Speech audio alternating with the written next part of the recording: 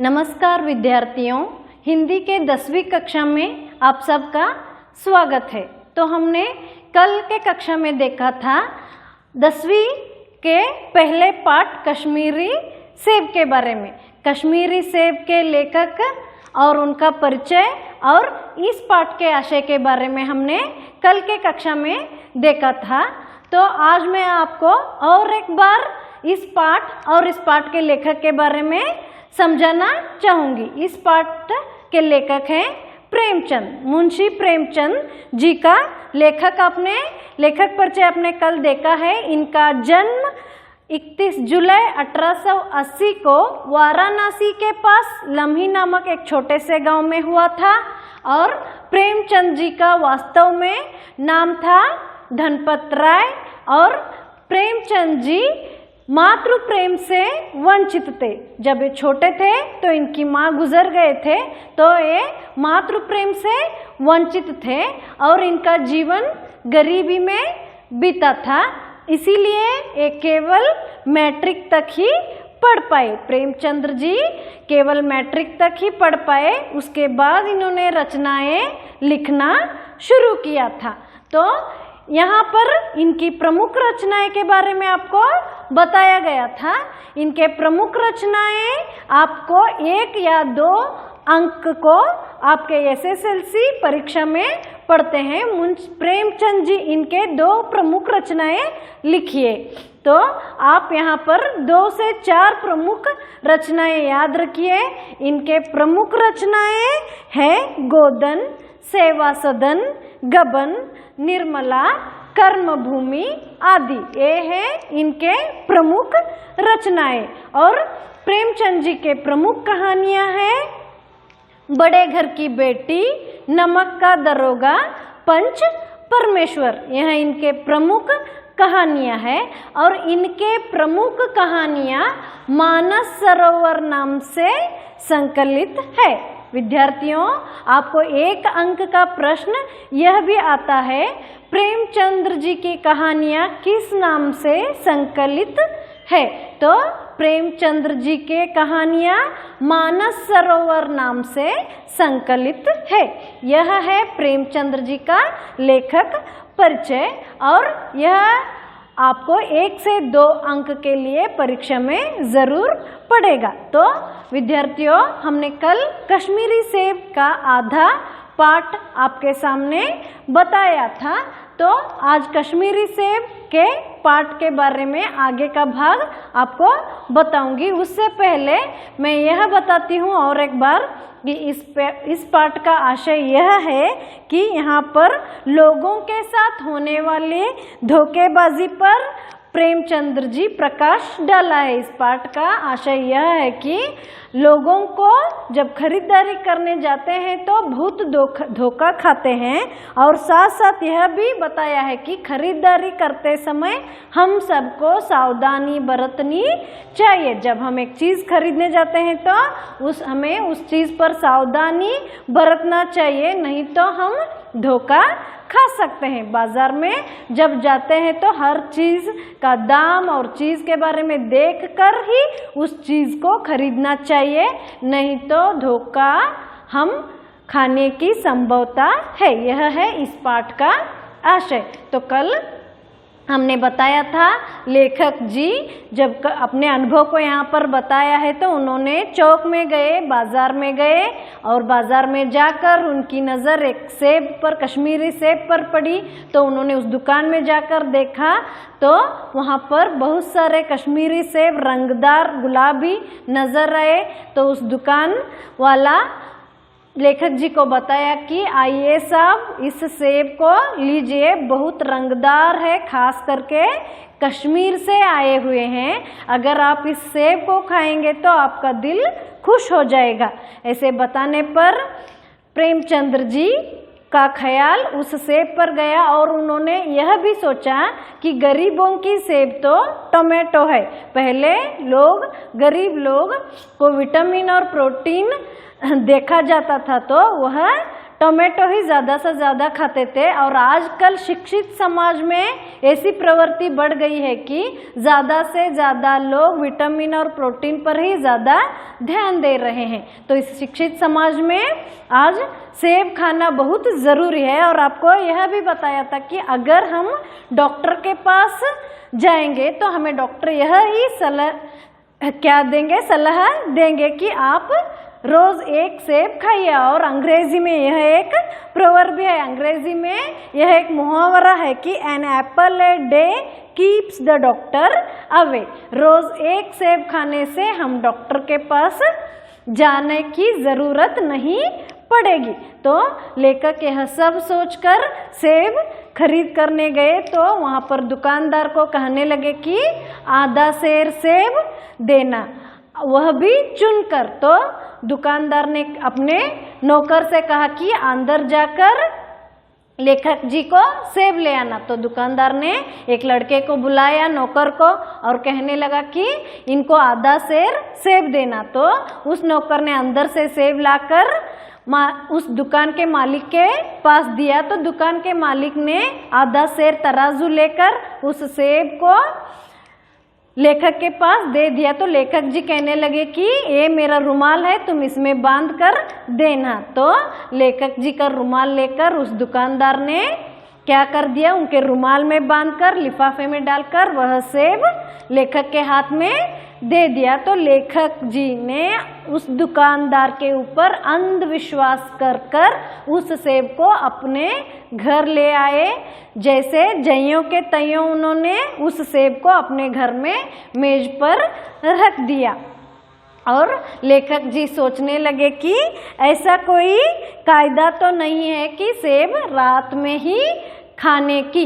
तो यह भी सोच लिया। फिर उन्होंने यह सोचा कि कल सुबह को मैंने उठकर यह सेब खाता हूँ, सोचकर उन्होंने उस सेब को वहाँ पर ही रख दिया। और अगले दिन लेखक जी ने फल खाने के लिए अपने मुंह हाथ धोकर नाश्ता करने के लिए तैयार हो गए। तो उन्होंने एक सेब निकाला और वह एक सेब निकालकर देखा तो वह सेब सड़ा हुआ था। तो उन्होंने 1 रुपए के आकार का छिलका उसमें देखा, समझा रात को दुकानदार ने देखा न होगा। पहला सेब दुकानदार ने निकालकर खाने के लिए बाहर निकाला तो उस सेब 1 रुपए के आकार के छिलके में उनको नजर आया। 1 रुपए के आकार के छिलके में वह क्या हो गया था, गल गया था। तो लेखक जी ने यह सोचा कि रात को दुकानदार ने नहीं देखा होगा, इसीलिए उन्होंने अपने रुमाल से दूसरा सेब खाने के लिए निकाला था। यह आधा सड़ा हुआ था, दूसरा सेब भी क्या हुआ था, आधा सड़ा हुआ था।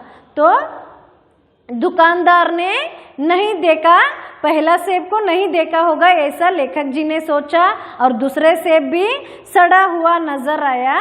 अब लेखक जी को संदेह आया, दुकानदार ने मुझे धोखा तो नहीं दिया होगा, यह लेखक जी ने सोचने लगे। फिर उन्होंने यह क्योंकि पहला 1 रुपए में गल गया था और दूसरा सेब भी सड़ा हुआ था, तो लेखक जी को संदेह आ गया कि मुझे जरूर दुकानदार ने क्या किया है, धोखा दिया है। तो उन्होंने तीसरा सेब निकाला, लेखक जी ने तीसरा सेब निकाला। यह सड़ा तो न था मगर एक तरफ दबकर बिल्कुल पिचक गया था, एक तरफ तीसरा सेब दबकर बिल्कुल पिचक गया था।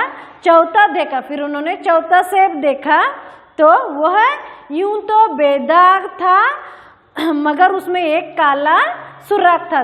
चौथे सेब में एक बेदाग था, जैसे बेरों में रहता है, बेर हम खाते हैं तो उसमें बेदाग रहता है, वैसे ही चौथे सेब में बेदाग था। तो लेखक जी को जरूर संदेह आ गया कि दुकानदार ने मुझे धोखा ही दिया है, दुकानदार ने मुझे बिल्कुल धोखा दिया है, ऐसा उन्होंने सोचा। क्योंकि जब लेखक जी ने सुबह उठ गए, अपने हाथ पैर धोकर नाश्ता करने के लिए पहला सेब निकाला था तो 1 रुपये आकार में वह गल गया था। फिर लेखक जी ने सोचा कि रात में लाया हूँ, दुकानदार ने नहीं देखा होगा। तब उन्होंने दूसरा सेब निकाला तो दूसरा सेब भी आधा सड़ा हुआ था, दूसरा सेब बिल्कुल भी आधा तरफ सड़ा हुआ था।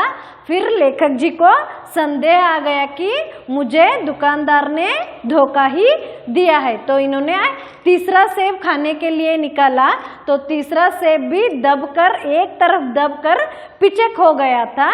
फिर लेखक जी ने चौथा सेब निकाला था। चौथा सेब में एक काला सुराख नजर आया। जैसे बेरों में सुराख रहता है वैसे ही चौथे सेब में भी सुराख नजर आया।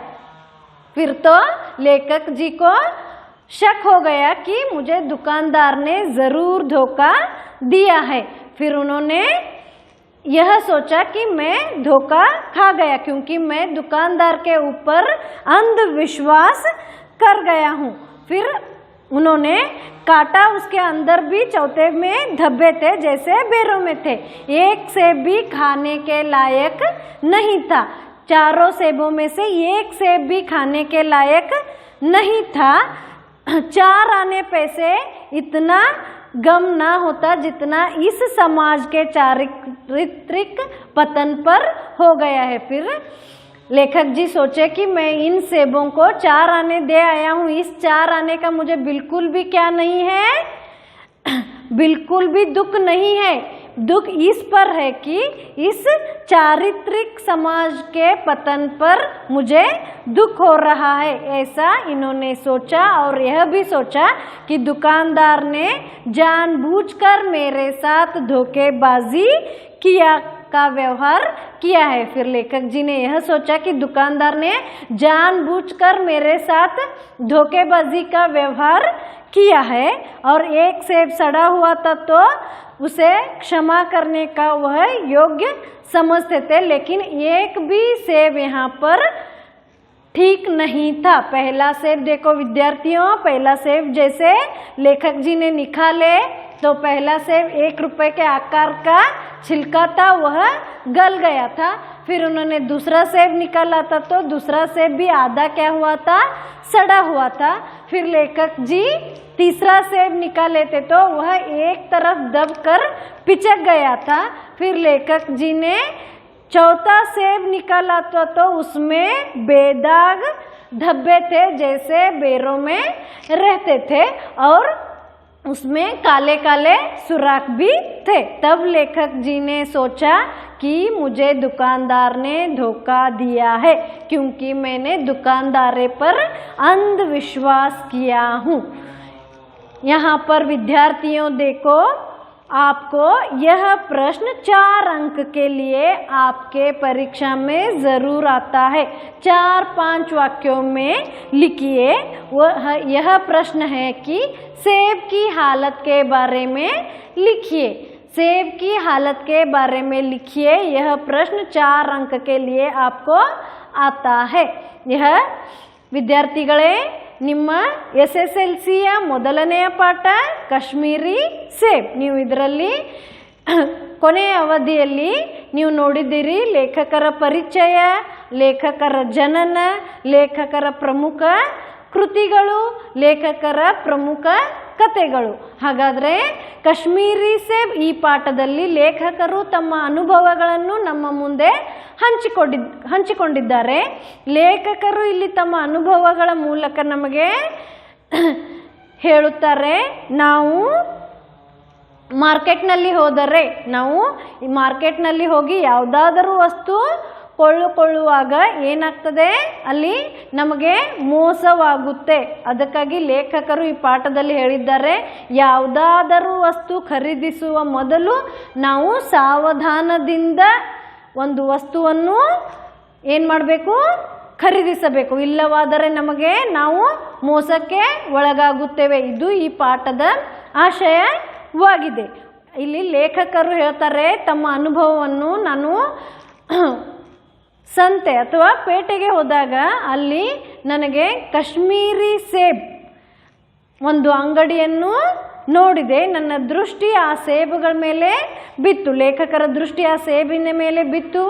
ಲೇಖಕರು ಸೇಬನ್ನು ಕೊಂಡುಕೊಳ್ಳುವ ಮೊದಲು ಏನು ವಿಚಾರ ಮಾಡಿದ್ರಂದ್ರೆ, ಈ ಸಮಾಜದಲ್ಲಿ ವಿಟಮಿನ್ ಹಾಗೂ ಪ್ರೋಟೀನದ ಪ್ರವೃತ್ತಿ ಏನಾಗಿದೆ, ಬೆಳೀತಾ ಇದೆ. ನಾವು ಒಂದು ವಸ್ತು ಖರೀದಿಸಬೇಕಾದ್ರೆ, ಒಂದು ವಸ್ತು ಅಥವಾ ಒಂದು ಹಣ್ಣು ತಿನ್ನಬೇಕಾದ್ರೆ ಈ ಹಣ್ಣಿನಲ್ಲಿ ಏನಿದೆ, ವಿಟಮಿನ್ ಇದೆಯಾ, ಪ್ರೋಟೀನ್ ಇದೆಯಾ ಎಂದು ವಿಚಾರ ಮಾಡುವ ಪ್ರವೃತ್ತಿ ಈಗ ಸಮಾಜದಲ್ಲಿ ಹೆಚ್ಚಾಗಿದೆ. ಅದಕ್ಕಾಗಿ ಲೇಖಕರು ಈ ವಿಚಾರವನ್ನು ಕೂಡ ಮಾಡ್ತಾರೆ. ಮೊದಲು ಅಥವಾ ಬಡು ಜನರು, ಏನು ಬಡವರು ಇದ್ದಾರೆ, ಅವರು ವಿಟಮಿನ್ ಮತ್ತು ಪ್ರೋಟೀನ್ ಎಂದ ಮೊದಲು ಟೊಮೆಟೊವನ್ನು ಸೇವಿಸ್ತಾ ಇದ್ರು. ಮೊದಲು ಏನು ಮಾಡ್ತಿರಪ್ಪ ಅಂದರೆ, ಟೊಮೆಟೊನ ಒಳಗೆ ಏನಿದೆ, ವಿಟಮಿನ್ ಹಾಗೂ ಪ್ರೋಟೀನ್ ಇದೆ, ಅಥವಾ ಗಜ್ಜರಿ ಒಳಗೆ ವಿಟಮಿನ್ ಅಥವಾ ಪ್ರೋಟೀನ್ ಇದೆ ಎಂದು ಅದೇ ಏನು ಮಾಡ್ತಿದ್ರು ಅಂದರೆ ತಿಂತಿದ್ರು. ಆದರೆ ಈಗ ಏನಾಗ್ತಾ ಇದೆ ಅಂದರೆ, ಹಣ್ಣುಗಳ ಹೆಚ್ಚು ಪ್ರಮಾಣವಾಗಿ ಏನು ಮಾಡ್ತಾ ಇದ್ರೆ, ಕೊಂಡ್ಕೊಳ್ತಾರೆ.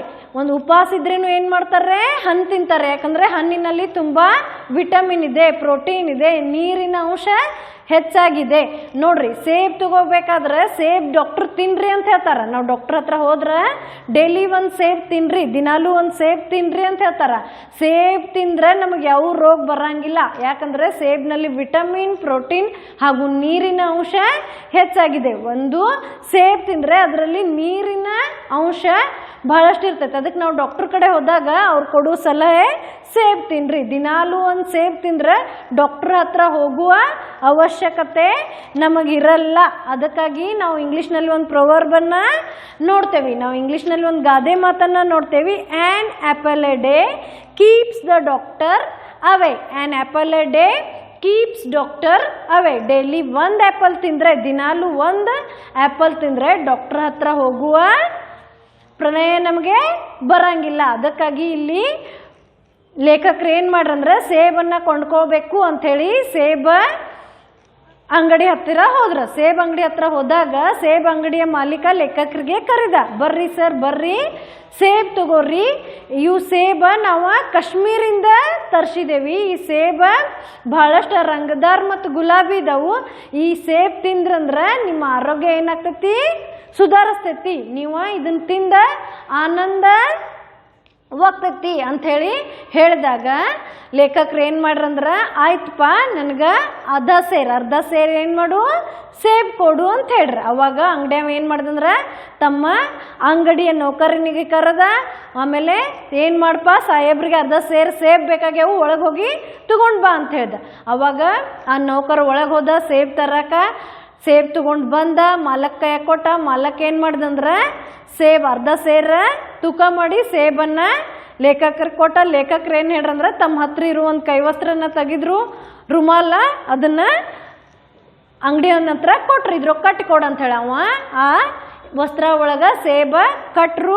ಆಮೇಲೆ ಲೇಖಕರ ಅವನ ಕೈಯಾಗ 4 ಚಾರನೇ ಏನು ಮಾಡ್ರಂದ್ರೆ ಇಟ್ರು. ಮನೆಗೆ ಬಂದರು.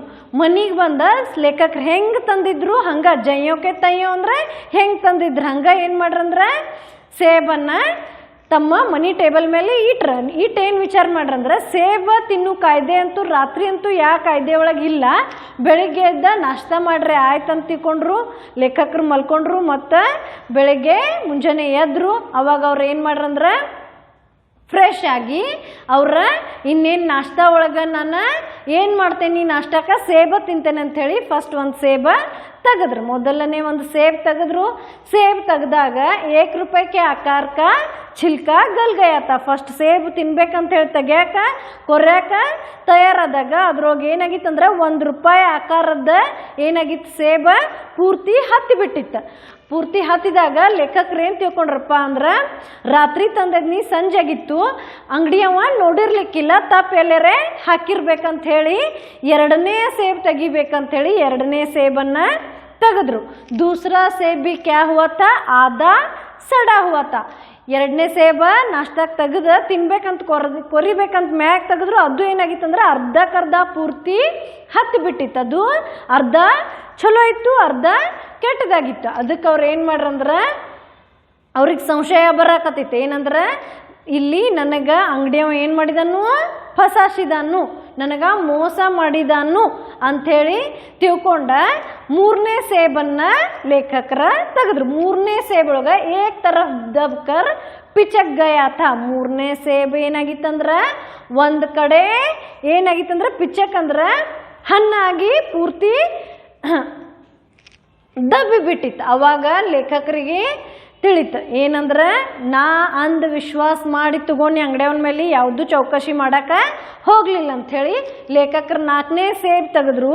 4ನೇ ಸೇಬ್ ತೆಗೆದಾಗ ಬಾರಿಕಾಯಿ ಒಳಗೆ ಹೆಂಗ ಕರಿ ಕರಿ ಸಣ್ಣ ಹುಳ ಇರ್ತಾವ ಅಥವಾ ಕರಿ ಕರಿ ಆಗಿರ್ತೈತ್ಲೆ ಹಂಗ ಏನಾಗಿತ್ತಂದ್ರ ಕಾಲಾ ಸುರಾಕ್ ಥಾ ಜೈಸೆ ಬೋರೋ ಮೇ रहता है. ಬಾರಿಕಾಯಿ ಒಳಗೆ ಹೆಂಗ ಇರ್ತಾವಲ್ಲ ಹುಳ ಅಥವಾ ಕರಿ ಕರಿ ಕಲಿಗಳ ಅಂತ ಕಲಿಗಳನ್ನ ಇವ್ರ ನೋಡ್ರಿ. ಈಗ ಲೇಖಕರಿಗೆ ಏನು ತಿಳಿತಪ್ಪ ಅಂದ್ರೆ ನನಗೆ ಅಂಗಡಿಯವ ಏನು ಮಾಡಿದನು ಪೂರ್ತಿ ಧೋಕಾ ಕೊಟ್ಟಾನು, ಪೂರ್ತಿ ನನಗೆ ಮೋಸ ಮಾಡಿದನು. ಯಾಕೆ ಮೋಸ ಮಾಡಿದಾನಂದ್ರೆ ಇದ್ರೊಳಗೆ ನಂದು ಪಾತ್ರ ಭಾಳಷ್ಟು ಐತೆ ಅಂತ ಹೇಳ್ತಾರೆ ಲೇಖಕರು.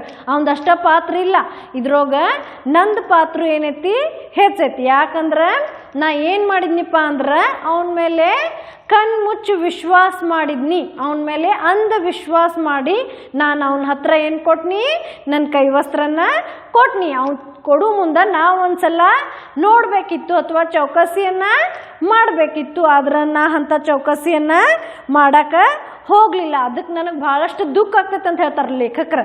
ನನಗೆ ಭಾಳಷ್ಟು ದುಃಖ ಆಗ್ತೈತಿ. ಯಾಕಪ್ಪ ದುಃಖ ಆಗ್ತೈತಿ ಅಂದ್ರೆ ಲೇಖಕರು ಹೇಳ್ತಾರಂದ್ರೆ ನನಗೆ 4 ಅನ್ನೋದು ಯಾವುದೂ ದುಃಖ ಇಲ್ಲ. ನಾ ಕೊಟ್ಟಿದ್ದು ರೊಕ್ಕದ ಮೇಲೆ ನನಗೆ ಯಾವುದೂ ದುಃಖ ಇಲ್ಲ. ಇಲ್ಲಿ ಏನೈತಂದ್ರೆ ಹೇಳ್ತಾರಂದ್ರೆ 4 आने पैसे का इतना गम ना हुआ जितना समाज के इस चारित्रिक पतन पर मुझे होता है. यहाँ पर लेखक कहते हैं कि 4 आने का दुख मुझे बिल्कुल भी नहीं है, मुझे पैसों का दुख नहीं है, मुझे तो सिर्फ समाज के इस चारित्रिक पतन पर ही होता है. ಇಲ್ಲೇನು ಲೇಖಕರು ಹೇಳ್ತಾರಂದ್ರೆ ನಾ ಕೊಟ್ಟಿದ್ದು ದುಡ್ಡಿನ ಮೇಲೆ ಯಾವುದು ನನಗೆ ದುಃಖ ಆಗ್ತಾ ಇಲ್ಲ, ನನಗೆ ಈ ಸಮಾಜದ ಚಾರಿತ್ರಿಕ ಪತನ ಮೇಲೆ ಬಹಳಷ್ಟು ದುಃಖ ಆಗ್ತೈತಿ. ಸಮಾಜದಲ್ಲಿ ಇಂಥ ಜನರು ಇದ್ದಾರಲ್ಲ ಮೋಸ ಮಾಡೋರು ಅಂತಾರೆ. ಯಾಕಪ್ಪ ಅಂದ್ರೆ ಒಂದೆಲ್ಲರೇ ಕೊಟ್ಟಿರು ಅಥವಾ ಒಂದೇನಾರೇ ಹಣ್ಣಿಗೆ ಆಗ್ತಿತ್ತಂದ್ರೆ ಇಷ್ಟು ನನಗೆ ದುಃಖ ಆಗ್ತಿರ್ಲಿಲ್ಲ. ಯಾಕಂದ್ರೆ ಏನೋ ಒಂದು ತಪ್ಪಿ ಬಂದಿರ್ಬೇಕು ಬಿಡಂತ ಬಿಡ್ತೇವೆ ನಾವು. ಆದರೆ 2ನೇದ್ದು ಅದ, 3ನೇದ್ದು ಅದ, 4ನೇದ್ದು ಅದ ಅಂದ್ರೆ ಲೇಖಕರಿಗೆ ಇಲ್ಲಿ ಬಹಳಷ್ಟು ದುಃಖ ಆಗ್ತೈತಿ, ಲೇಖಕರಿಗೆ ಇಲ್ಲಿ ಬಹಳಷ್ಟು ನಿರಾಸೆ ಆಗ್ತೈತಿ. ಯಾಕಂದ್ರೆ ಈ ಸಮಾಜದಲ್ಲಿ ಇಂಥ ಜನರು ಇದಾರಪ್ಪ, ಸ್ವಲ್ಪ ಮೋಸ ಮಾಡ್ರೆ ಸ್ವಲ್ಪ ಮಾಡ್ಬೋದು, 1 ಹಣ್ಣು ಕೊಡ್ಬೋದು, 2 ಹಣ್ಣು ಕೊಡ್ಬೋದು. ಇಲ್ಲಿ 1ನೇದ್ದು ಅದ, 2ನೇದ್ದು ಅದ, 3ನೇದ್ದು ಅದ, 4ನೇದ್ದು ಅದ ಅಂದ್ರೆ ಇಲ್ಲಿ ಏನಾಗೈತೆ ಅಂದ್ರೆ धोखा आगेती, ಇಲ್ಲಿ ಮೋಸ आगेती. जानबूझकर यहाँ पर क्या हुआ है, धोखा हुआ है, क्योंकि इसमें मेरा भी पात्र है. लेखक जी कहते हैं कि इसमें मेरा भी जरूर पात्र है, क्योंकि मैंने उस दुकानदार पर क्या किया है, अंधविश्वास किया है. मैंने उस दुकानदार पर अंधविश्वास कर कर उसके हाथ में अपना रुमाल रखा था, मैंने कोई भी देखा नहीं था. यहाँ पर लेखक जी कहते हैं, लेखक ಏನು ಹೇಳ್ತಾರಂದ್ರೆ ಇದ್ರೊಳಗೆ ನನ್ನ ಪಾತ್ರ ಬಹಳಷ್ಟು ಐತಿ. ಯಾಕಂದ್ರೆ ನಾನಿಲ್ಲಿ ಏನು ಮಾಡೀನಪ್ಪ ಅಂದ್ರೆ ಅಂಧವಿಶ್ವಾಸ ಮಾಡಿದ್ನಿ. ಅದಕ್ಕೆ 1 ಅಲ್ಲ 2 ಅಲ್ಲ 3 ಅಲ್ಲ 4 ಹಣ್ಣು ಏನಾಗಿದ್ವು ಒಳ್ಳೆ ಇರಲಿಲ್ಲ, ತಿನ್ನು ಲಾಯಕ ಇರಲಿಲ್ಲ. ಯಾವುದು ಹಣ್ಣಿಲ್ಲಿ ತಿನ್ನಕ್ಕೆ ಲಾಯಕ್ ಇರಲಿಲ್ಲ ಅಂಥೇಳಿ ಹೇಳ್ತಾರೆ. फिर हम आगे देखेंगे. लेखक कहते हैं यह तो साफ धोखा है, यह तो साफ धोखा है. और लेखक कहते हैं कि मगर इस धोखे में मेरा भी सहयोग है. लेखक कहते हैं कि इस धोखे में मेरा भी सहयोग है.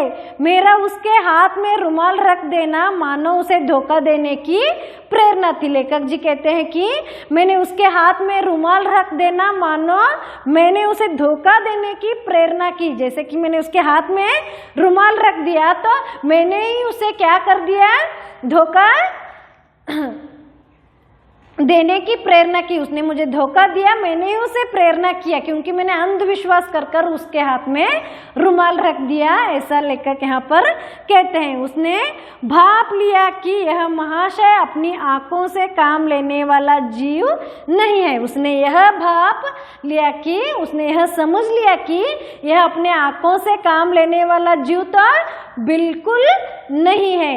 उस दुकानदार ने यह भाप लिया था, यह सोच लिया था कि यह समझ लिया था कि यह इंसान अपने आंखों से काम लेने वाला नहीं है, इसीलिए उसने 1 नहीं 2 नहीं 3 नहीं चारों के चारों सेब धोखे से दे दिया था। यह लेखक जी यहाँ पर समझ लिया और न इतने चौकस है कि घर से लौटने आए। फिर यह दुकानदार ने यह भी समझ लिया था कि यह इंसान इतना भी चौकस बिल्कुल नहीं करता कि घर से वापस आ सकता है, यह भी उस दुकानदार ने सोच लिया था। यहाँ पर लेखक जी कहते हैं आदमी बेईमानी तभी करता है जब उसे अवसर मिलता है। एक आदमी बेईमानी हमें तभी करता है जब हमें उसे बेईमानी करने का अवसर देते हैं। लेखक जी कहते हैं कि देखो, एक आदमी हमें जब बेईमानी करता है, यहाँ पर ईमान शब्द का विलोम शब्द क्या है? बेईमान। यहाँ पर जब हमें धोखा देता है, बेईमानी जब करता है, तब हमें उसे उस बेईमानी करने का क्या करते हैं?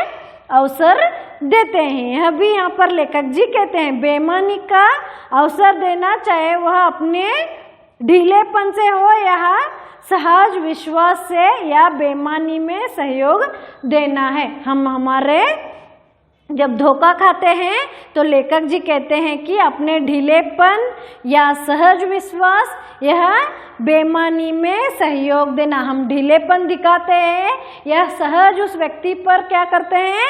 विश्वास कर देते हैं और बेईमानी में उसके साथ हम सहयोग देते हैं। यह लेखक जी जान चुके थे और वे कहने लगे कि पढ़े लिखे बाबुओं और कर्मचारियों पर तो अब कोई विश्वास नहीं करता। पढ़े लिखे बाबू और कर्मचारियों पर अब कोई विश्वास नहीं करता। किसी थाने या कचहरी या म्युनिसिपालिटी में चले जाइए, आपकी ऐसी दुर्गति होगी कि आप बड़ी सी बड़ी हानि उठाकर भी उधर न जाएंगे।